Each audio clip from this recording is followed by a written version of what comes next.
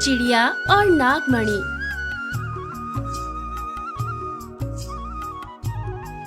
किशनपुर जंगल बहुत ही सुंदर और हरा भरा था। वहाँ पर तरह तरह के पशु पक्षी प्रेम पूर्वक रहा करते थे। उसी जंगल में टूनी नाम की चिड़िया वैद्य का काम किया करती थी। एक बार एक मूर्छित पक्षी को लेकर कुछ पक्षी टूनी के पास आते हैं।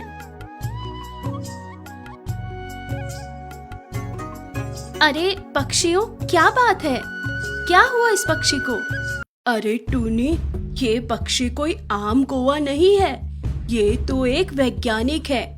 ये नागों के जहर और उनके जीवन पर शोध कर रहा है, इसलिए ये अक्सर नागों के बिल के आसपास पहुंच जाता है।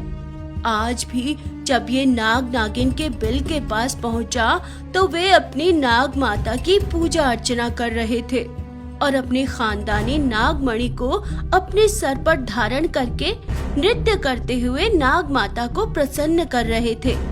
उसी समय ये भूरा कौवा वहाँ पर छिपकर ताक झांक करने लगा, जिससे नाग नागिन की पूजा खंडित हो गई। नाग लोक का ये नियम है कि नाग नागिन को यदि कोई ये पूजा करते देख लेता है तो उस नाग नागिन का जोड़ा बिछड़ जाता है। इसलिए जब भूरा कौवा को उन्होंने अपनी पूजा के बीच में देखा तो वे दोनों बहुत क्रोधित हो गए और क्रोध में आकर उन्होंने इससे डस लिया। उस नाग के जहर के कारण ही ये भूरा मूर्छित हो गया है। अब आप जल्दी से इसका इलाज कर दीजिए, कहीं ऐसा ना हो कि इसकी जान ही चली जाए। पूरी बात सुनने के बाद टूनी बहुत चिंतित हो उठती है। देखो, आप लोग बिल्कुल भी परेशान न हो, मैं अभी इसकी जांच करती हूँ। मुझसे जितना बन पड़ेगा मैं अवश्य करूँगी। इतना कहकर टूनी भूरा कौवा की जांच करती है। देखो पक्षियों, ये भूरा तो गहरी मूर्छा में है। इसे तो बहुत ही जहरीले सांप ने काट लिया है। मैं अपने पास उपलब्ध दवाओं से इलाज शुरू करती हूँ, किंतु मुझे बहुत कम उम्मीद है कि उससे फायदा होगा। ऐसा मत कहो टूनी, बहुत आस लेकर हम आपके पास आए हैं। आप कुछ भी करके मेरे पति की जान बचा लीजिए। देखो, मेरा तो काम ही पक्षियों की जान बचाना है। मैं अपनी तरफ से कोई कसर नहीं छोड़ूंगी। इसके बाद टूनी पूरे मनोयोग से भूरा का इलाज करने लगती है, किंतु जैसा टूनी का अनुमान था, भूरा की हालत में कोई सुधार नहीं होता है। मेरे इलाज का भूरा पर कोई असर नहीं दिखाई पड़ रहा है। मुझे अवश्य ही कोई और उपाय सोचना होगा। ये बेचारे पक्षी बहुत आस लेकर मेरे पास आए हैं, मैं इन्हें निराश नहीं कर सकती। ऐसा सोचकर टूनी अपनी सहेली मंजू नागिन के पास जाती है।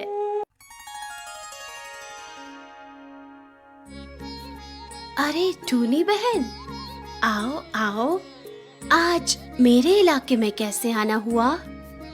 मंजू जी, आज मैं आपसे एक सहायता मांगने आई हूँ। मेरे एक मरीज की हालत बहुत गंभीर है और मैं चाहकर भी उसकी मदद नहीं कर पा रही हूँ। यदि आप मेरी कुछ सहायता कर सके तो शायद उसकी जान बच जाए। टूनी, तुम तो सदा सबकी सहायता करती हो। तुमने संकट के समय मेरी जान बचाई थी, इसलिए तुम्हें मदद के लिए तो मैं मना ही नहीं कर सकती। कहो, क्या बात है?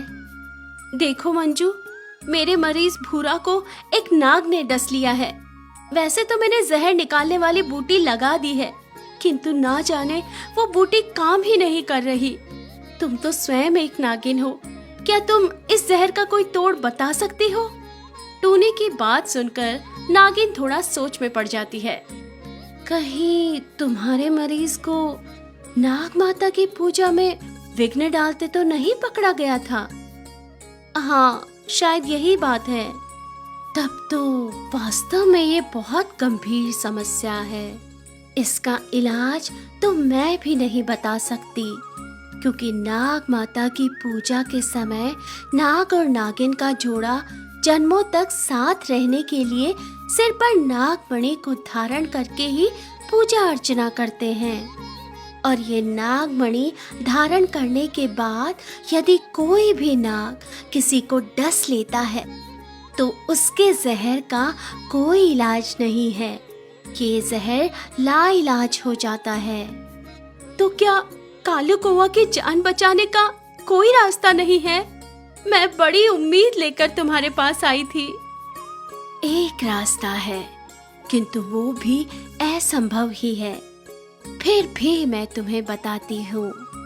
नागमणि के जहर का इलाज भी नागमणि के पास ही होता है। तुम्हारा क्या मतलब है? मैं समझी नहीं। मतलब इसका इलाज भी एक नागमणि के पास होता है। यदि हम नागमणि को घिसकर चंदन में मिलाकर रात के अंधकार में नागमणि के प्रकाश में ये मिश्रण जख्म पर लगा दे तो जहर का असर समाप्त हो जाता है। किंतु ये कार्य लगभग असंभव है। आप भी तो एक नागिन हो मंजू। आप मुझे अपनी नागमणि दे दो। मैं वादा करती हूँ कि इलाज के बाद आपकी अमानत आपको लौटा दूंगी। अरे टूनी, अगर मेरे पास नागमणि होती तो मैं कब का तुम्हें दे चुकी होती। हर नाग नागिन के पास ये नागमणि नहीं होती है। केवल 100 सालों तक नाग माता की सेवा करने वाले नागों को ये नागमणि मिलती है। क्या सचमुच? तो क्या ऐसा कोई नाग नहीं जिसके पास नागमणि हो और वो हमारी मदद कर दे? टूनी, जंगल में पहाड़ी के पीछे बड़े नाग बाबा रहते हैं। उन्हें बहुत सिद्धि प्राप्त है। उनकी आयु 500 साल है। उनकी आयु अब समाप्ति की ओर है और उनके पास भी एक नागमणि है। अगर हम उनसे अनुरोध करें तो शायद वे हमारी मदद कर दे। तो ठीक है, जल्दी से मुझे वहां ले चलो। हम उनसे विनती कर लेंगे। थोड़ी देर बाद टूनी नाग बाबा तक पहुंच जाती है।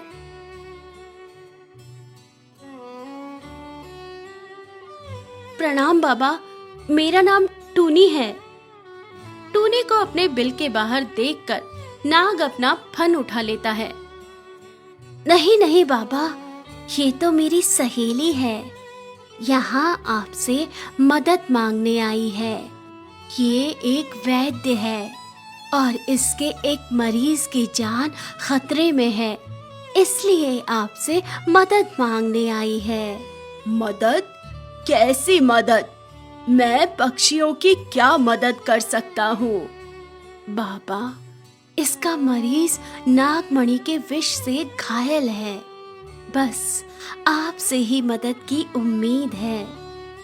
नागिन नाग बाबा को विस्तार पूर्वक सारी बात समझा देती है। नाग बाबा टूनी की हिम्मत और साहस को देखकर खुश हो जाते हैं। मेरी आयु तो अब वैसे भी समाप्त हो रही है। यदि मेरी नागमणि से किसी की जान बच जाए तो मुझे खुशी होगी। किंतु ये नागमणि कोई साधारण वस्तु नहीं है। तुम्हें बहुत सावधानी से इसको रखना होगा।